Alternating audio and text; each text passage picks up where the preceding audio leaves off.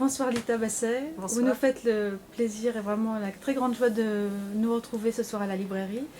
Je voulais vous poser une question pour, pour comprendre un petit peu quelle a été la genèse, votre intuition première pour ce livre.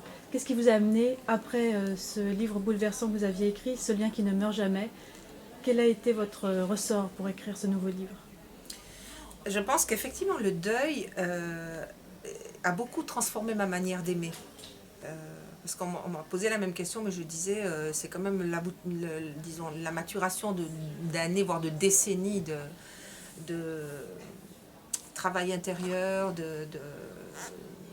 d'approfondissement de ce que je portais en moi et de désir que les relations avec les autres s'améliorent, etc. Mais je pense que le deuil nous transforme aussi beaucoup, quand nous nous laissons transformer, transforme beaucoup notre manière d'aimer. Parce que le fait que la personne que nous aimons est partie, et de l'autre côté du voile, comme j'aime dire, ça fait que nous ne pouvons plus avoir cet amour captateur ou cet amour quand même terriblement donnant-donnant que souvent nous avons. Et donc, ça nous initie dans la douleur, hein, mais ça nous initie quand même à une forme d'amour qui est beaucoup plus inconditionnelle, beaucoup plus gratuite, parce que, voilà, nous ne pouvons plus exiger un retour, une réciprocité. Alors, il vient beaucoup de réciprocité quand le deuil avance bien et qu'on retrouve la sérénité et la paix. Et moi, je trouve qu'il vient beaucoup de réciprocité, mais c'est plus au même niveau. Donc, je crois que ça m'a vraiment beaucoup appris à finalement lâcher l'autre, à le laisser aller dans son altérité. Dans la vie de tous les jours, on a quand même beaucoup de peine à accepter que l'autre, que ce soit en amour, en amitié ou dans les relations parents-enfants, finalement dans toutes les formes affectives, on a quand même beaucoup de peine à admettre que l'autre soit autre et qu'il ne soit pas exactement comme nous on aimerait qu'il soit. C'est quand même un sacré apprentissage. Hein. Donc évidemment, quand nous avons perdu quelqu'un,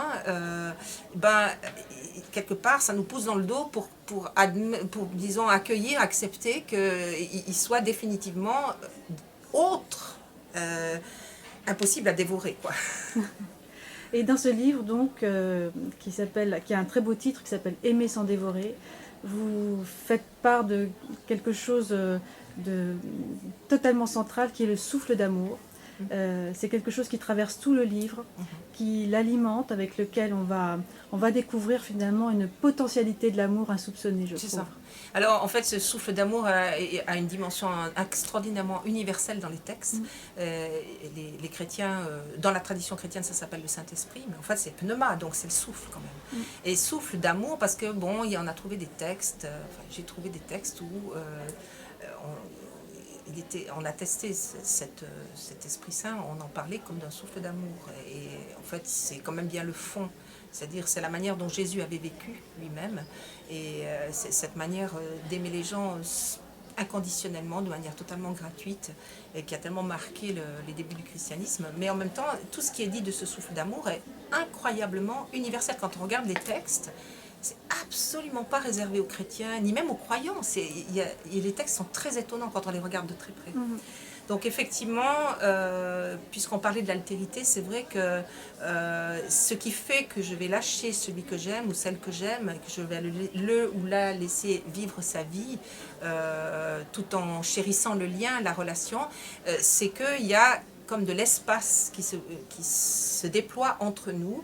Et dans cet espace, justement, il y a ce souffle d'amour qui, au fond, ne cesse de nous différencier les uns des autres, de façon à ce que lui ou elle soit lui ou elle, et que moi je sois moi. Et que donc le lien soit un vrai lien dans le respect de l'altérité, de la différence, de l'unicité de chacun, finalement. Et donc c'est ce qui nous permet de sortir de cet amour-dévoration, amour fusionnel en fait, qui est trop souvent notre modèle, à l'image du bébé qui fusionne avec sa mère, mais enfin, bon, il n'est pas censé fusionner avec sa mère toute sa vie. Non. C'est ça. Merci Lita Basset. Ça va comme ça ou c'est trop Ah, c'est long? déjà fini? Bah oui, c'est très, vraiment excellent. très court. C'est très Excellent. court.